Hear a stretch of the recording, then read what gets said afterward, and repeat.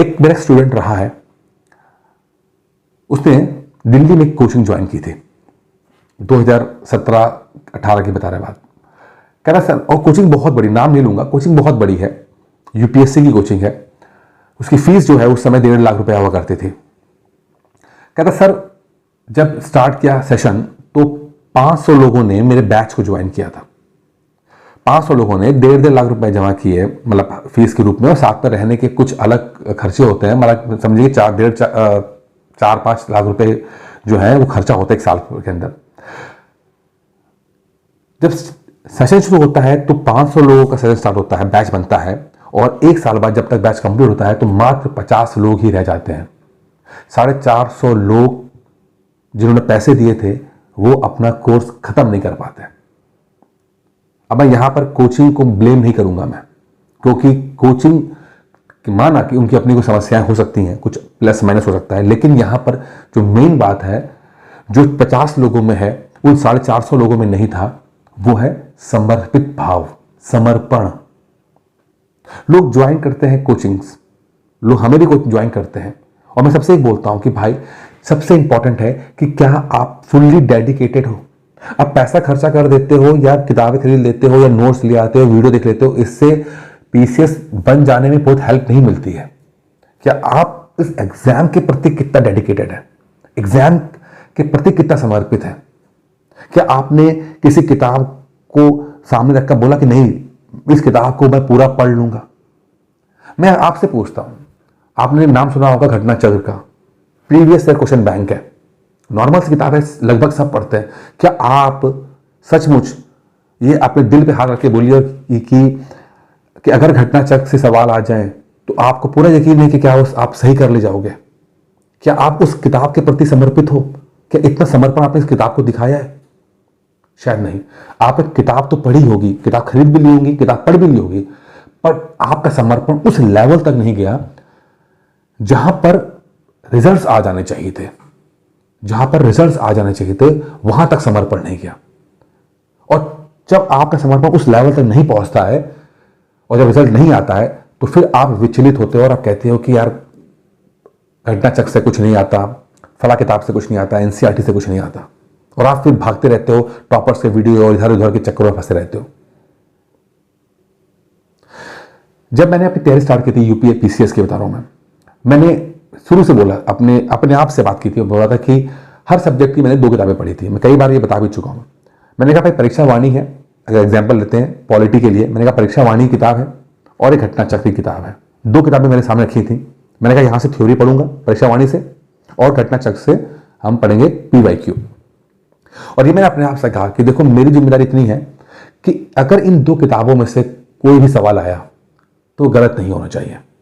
अगर इन 2 किताबों से कुछ भी आता है तो मेरी कोशिश रहनी चाहिए कि कम से गलत नहीं होना चाहिए। इसके बाहर कुछ आ जाता है तो मेरी जिम्मेदारी नहीं है, क्योंकि भाई आने में तो कुछ पूछेंगे तो कुछ ही पूछ सकते हैं। मैंने सिर्फ इन 2 किताबों पर फोकस किया, हर सब्जेक्ट की 2-2 किताबों पर फोकस किया। एक पीवाईक्यू था और एक स्टैंडर्ड किताबें थी।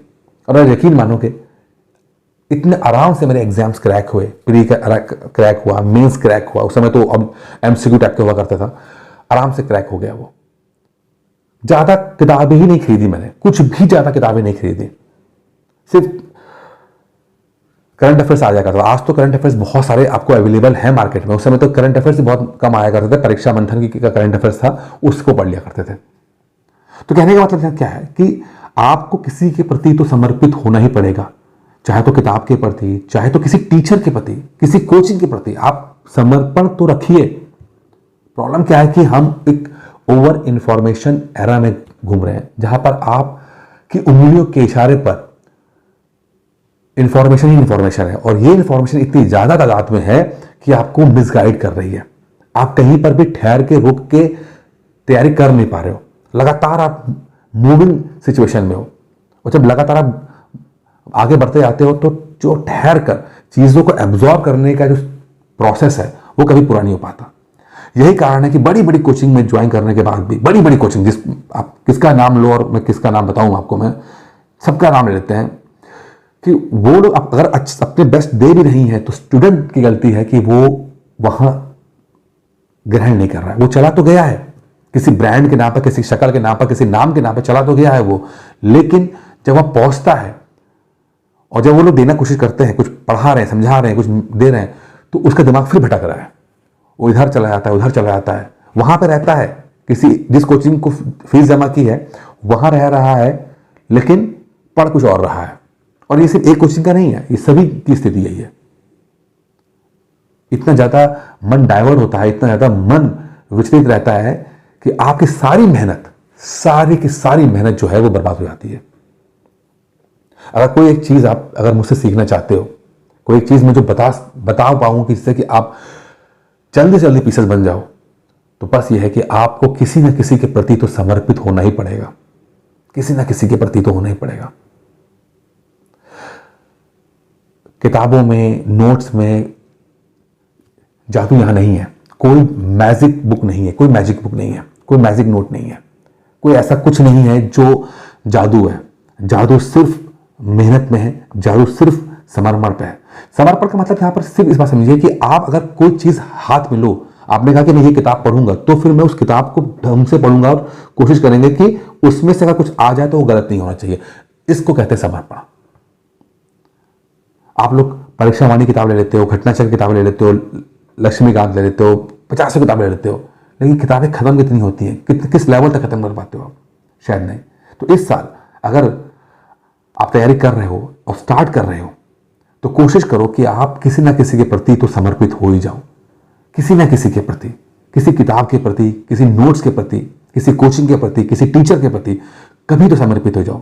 कभी तो आपको अपना अहंकार खत्म करके ये रियलाइज करना पड़ेगा कि नहीं, आपको नहीं आता, आपसे गलतियां हो रही हैं और आपकी गलतियां जो हैं वो लगातार आपको असफल कर रही हैं। और जब आप लगातार असफल हो रहे हो, तो एक बार कहूंगा कि आपके पास अनंत समय नहीं है। भले आपकी उम्र 20 साल की क्यों ना हो यहां पर, लेकिन आपके पास अनंत समय नहीं है। जल्दी से जल्दी सफल होना पड़ेगा, क्योंकि अगर आप जल्दी से जल्दी सफल नहीं हुए, तो संभव है ऐसा वक्त आए जहां पर आपके पास अटेम्प्ट तो बाकी रह जाए, बट आप तैयारी ना कर पाओ। और ऐसा होता है, शायद नौकरी की जिम्मेदारी मिल जाए या फैमिली की जिम्मेदारी मिल जाए, शादी हो जाए, कुछ ऐसा हो जाए कि आपके पास अटेम्प्ट रहते हुए भी आप तैयारी ना कर पाओ। तो दोस्तों, इस वीडियो के माध्यम से सिर्फ इतना कहना चाहूंगा कि एक बार किसी के प्रति समर्पित हो जाइए, किसी की उंगली थाम लीजिए, किसी के पीछे भी चल पाइए।